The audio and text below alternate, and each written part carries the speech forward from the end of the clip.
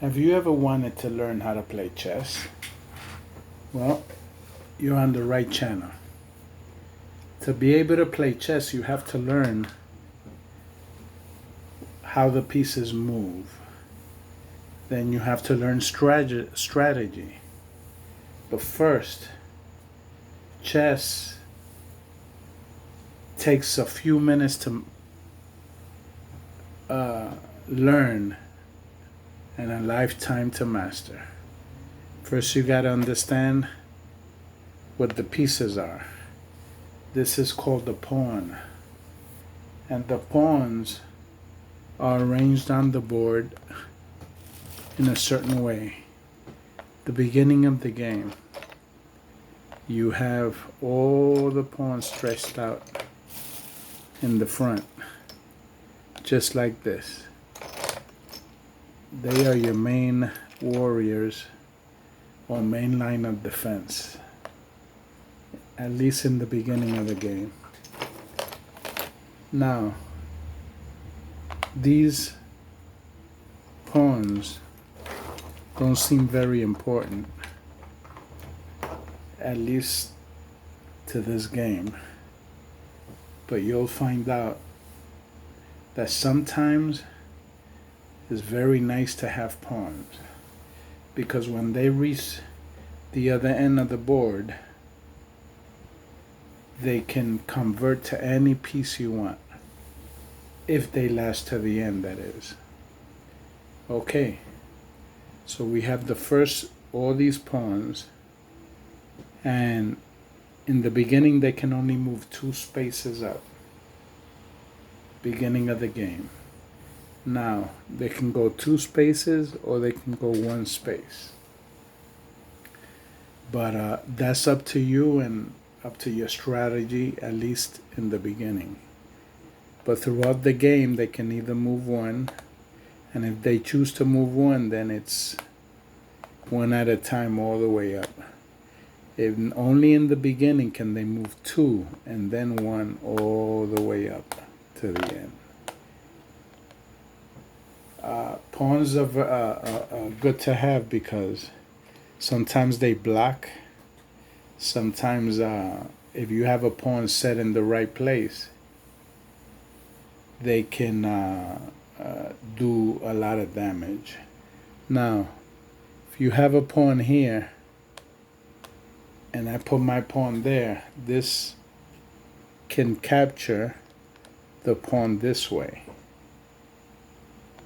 The pawn is here. The black, and it's black's turn, it can capture the pawn that way.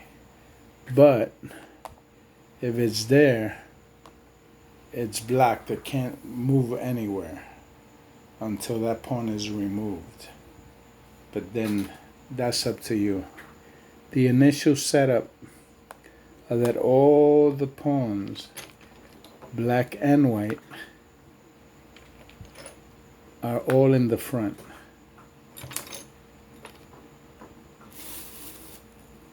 And you have to know that there's certain games that are strategically use pawns to be able to win at game of chess. But you have to study what other people have done so you can master that. And it takes a long time for you to really understand what pawn formation really means. Now, you have these pawns here, and they don't look very important in the beginning or intimidating, but like I said, when they're in the right place, they can be very deadly. Now, these are called rooks. And rooks always go at the end. They're sort of like the towers. This game is a game of war. And all you have to do is understand the way these pieces move. Then you can start studying strategy and how to win against your opponent. The rook cannot have anything in front of it for it to move. So if this pawn, let's say, wasn't here, it could move this way or this way. It depends on where it wants to move. But if there's something blocking it, any piece at all, it can only go until it reaches that piece. Rooks are very powerful towards the end games. Now you have what we call the horse or the knight. And notice how I'm placing these pieces, because that's the way they go in every game. First you have the pawns, then you have the rooks or the castles, and then you have the knights or the horses. Now the horse is very interesting because it's the only piece in the game of chess that can jump. So it's 1, 2, 3, and then to the side. It makes like a little L. 1, 2, 3, and to the side. A little L. Or it can go 1, 2, 3, and to the side, but this is occupied, so it cannot move there. So the only options this has right now is here and here. That goes with the black, for the black knights also. Next piece we have a bishop. And a bishop is sort of like a spiritual advisor to the king and the queen. And they have a certain position right next to the knights. And they can move only on their color. So if this is white, it can only move like that. Any which way it wants, as many spaces. When it's its turn, if you want to move it, as many spaces as you want.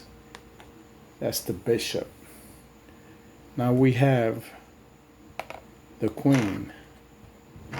And it's interesting because the queen is the most powerful piece on the board. And that can basically move any which way it wants, unless it's being blocked by another piece. Has to have clear way, but it can move like a bishop. It can move like a rook, as many spaces as it wants, backwards, forwards, and to the front. Usually when people lose their queens, they give up, because if the opponent has a queen, they're going to tear you up. So here comes the king. Oh, and another point.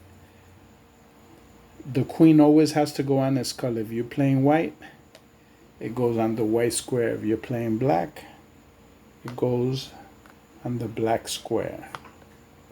That's the initial setup. Now you have your king.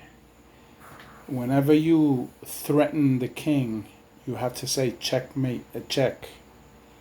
That means it's about to be, that your king is in danger. So the priority is that when you have a king, you have to either move it or block it, the threat, with another piece.